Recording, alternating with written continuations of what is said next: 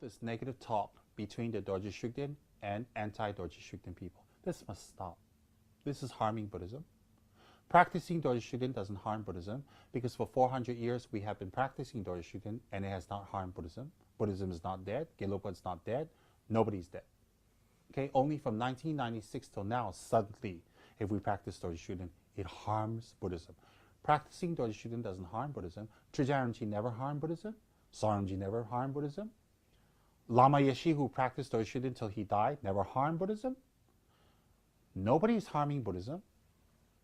It's people who say they're Buddhists who don't control their body, speech, and mind who are harming Buddhism.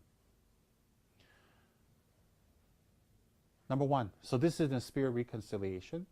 Number two, all of this, I do not mean any disrespect to His Holiness again. He is one of my gurus. I respect him. And I hope one day I can attend his teachings. I hope he will grant me and allow me the great honor to attend his teachings.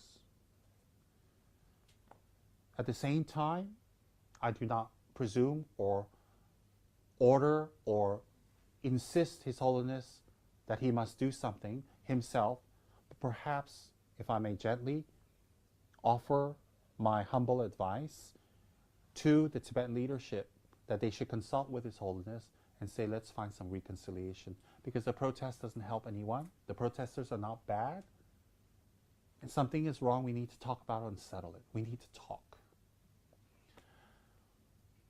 I do not mean any harm to the anti-Dorje Shugden people. All the harm and negativities and vulgarities and ugliness and threats that you've sent me, I'm so sorry for you that my spirituality hurts you so much. It's not meant to be that way. I apologize for your hurt, but not my spirituality.